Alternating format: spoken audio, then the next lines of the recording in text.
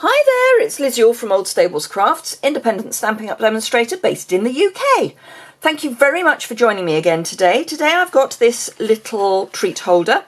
It holds 2 Ferrero Rochers, which for those who can eat chocolate, I'm told is a good thing to hold. It's really quite simple to make.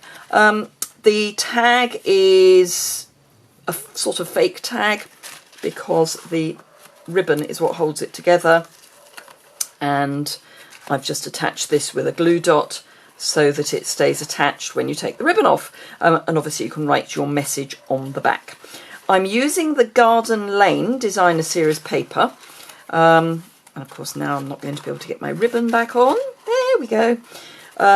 So yes, I'm using the Garden Lane Designer Series paper, which is a sort of subset of the Magnolia Lane Designer Series paper, or suite. So this is the Magnolia Lane, and then if we turn over the page, we come to the Garden Lane suite, and there are some bits that they work together, particularly when you look at the Magnolia Lane, what am I thinking of? Memories and More cards. My brain! Where has my brain gone? So yes, they overlap between the Garden Lane and the Magnolia Lane Designer Series papers. So we're going with the Garden Lane as much as anything because to make this you want a multi-directional paper, because the paper does just wrap round. So you want it to not be going up in one direction and down in the other.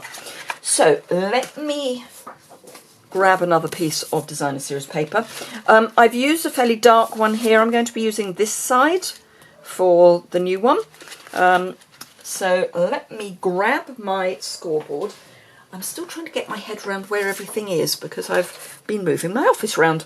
And it's all a bit strange still.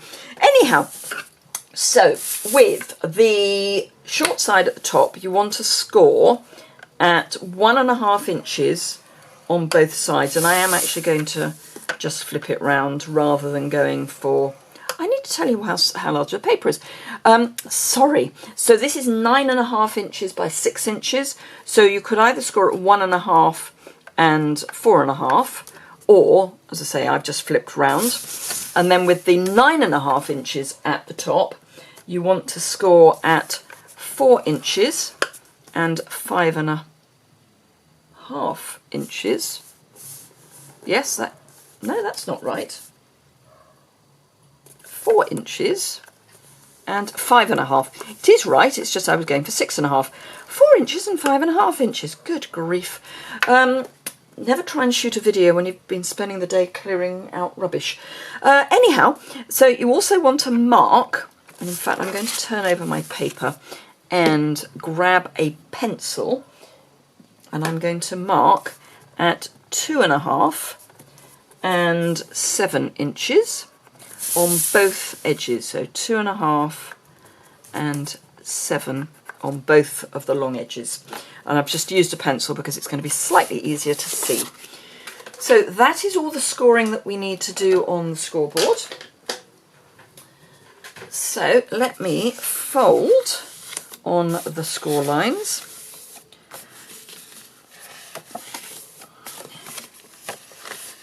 And then, now this probably isn't the best pattern to do this on. Sorry, should have chosen a different one. Hey ho, there we go. I should say don't worry about the dimensions because they will be on my blog, so do not worry about that. So from the marks on your card paper, you want to go from the corner of where the score lines are to that mark.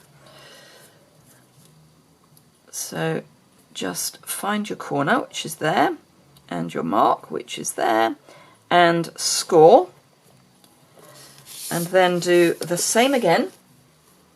So you're going from your score to your pencil mark, from your score to your pencil mark. So there's the pencil mark and the score line, and again pencil, score, and there we go. So that is all scoring done, and for these ones all I'm going to do is, we're going in that way, these are going to fold back the other way, so I'm just going to persuade those to fold, and you're basically just lining up one fold line against another, but it's just easier if you've already scored. That's the word I'm looking for. Good grief, it really is frightening how my brain is just not functioning today. I do apologise. So again, we're just lining up score to score and creasing, but we've got that crease, that score line already in, which does make it so much easier to persuade your paper to fold where you want it to fold.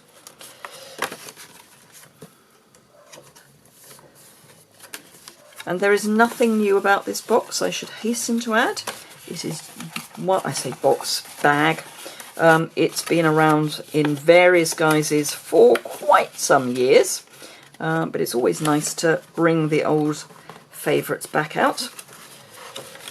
Right, so that's everything scored. Now all we've got to do is stick these bits in. So with snail, because we're only sticking paper to paper, just run your snail along that score line, and then along the edge and along the top. And it doesn't matter if you come over here because we're covering that up anyway, so you can go into that to your heart's content.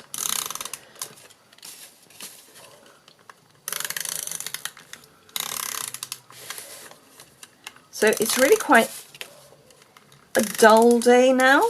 This morning it was quite nice. So I think that the pub will probably, because the music festival's held at the pub, just attach one to t'other. And I think they were probably thinking it was going to be a really, really nice hot day. And of course, if it's a hot day, people are more inclined to buy drinks. Right, and that is our basic box. Simple, what? And then I just tend to encourage it a little bit to just do that so that it folds in a bit. Pop in your 2 Ferrero Rocher or similar sized sweets, and then grab a clip, and I'm using the mint macaron textile ribbon, and oops, there is no right side or wrong side, they are the same, so just choose a side, and then just tie a bow around the top. Oh, done it the wrong way around. I mean, I haven't done it the wrong way around. There was absolutely nothing wrong with the bow. It's just the way I tie bows. It was the wrong way around. I was getting my rights and my lefts muddled up, and I'm very much, once I've got something sorted in one direction, that's kind of the way it has to go. So it's muscle memory. That's far too much ribbon.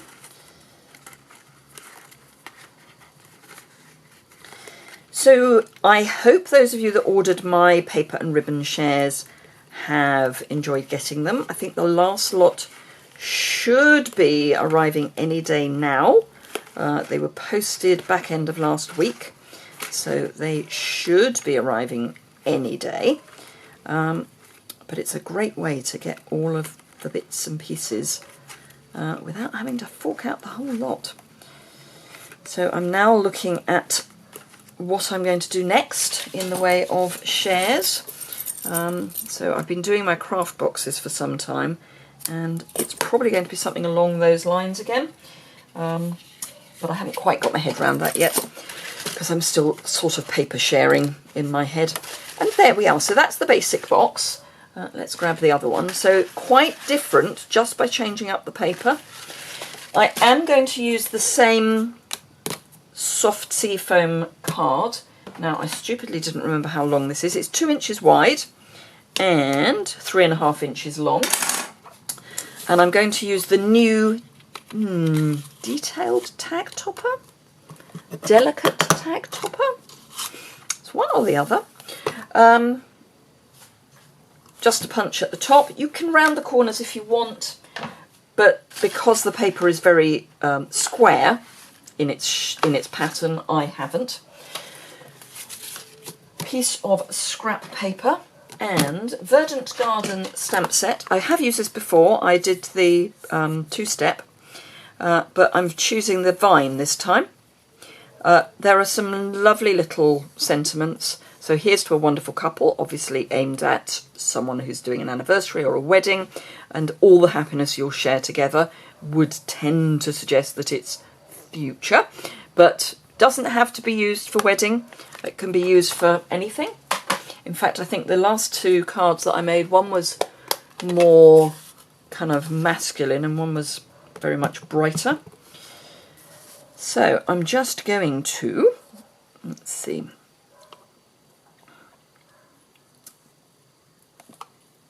stamp once, come in and stamp again, and then just at the bottom we'll come in at a jaunty angle. There we go. And it's really just to have a pattern. Simple as that. Then a glue dot for the top of your tag. Might want to do a couple. Originally I put one behind the hole, but I think probably best to put them on the shoulders just so there's 2. And then literally just tuck it underneath. Line the bow knot up with the whole of the tag so that it looks like it is attached by the ribbon. And there you go. 2 little Ferrero Rocher holders. So I hope you enjoyed that. If you did, please give it a thumbs up. Obviously you can use it with any designer series paper. You can do it in card. It's going to be a bit stiff in card, but you can do it in card. Just if you're doing it in designer series paper, and there was me saying I hadn't rounded the corners, and I did. Hey ho, well on this one I haven't because it's square. You can get to see the difference. But yes, you can use any designer series paper, but as I say, it is something that is going to wrap round, so you don't want something with an obvious right way up and wrong way up. But I think those are really cute. They would make great teacher gifts, nice table favours, that sort of thing. But yeah, I will list all the products that I've used. They'll be in the description bar below. There will be a list also over on my blog, which is listed below. There's a link to that. It's immediately below in the description, underneath the blurb that I do about Hello It's Me. So you can click straight over to there to find the dimensions, some photographs, and if you would like to shop with me, that would be fantastic. I would really appreciate your business if you're in the UK. If you shop during July, for every £45 you spend, you will get a bonus days voucher, which is money off in August. So for every £45, you get £4.50 to spend in August, which is fantastic. Love it. Free stuff.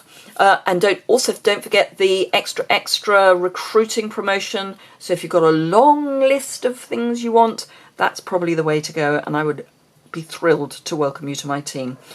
So thank you very much indeed for watching, and I look forward to seeing you again very soon. Bye!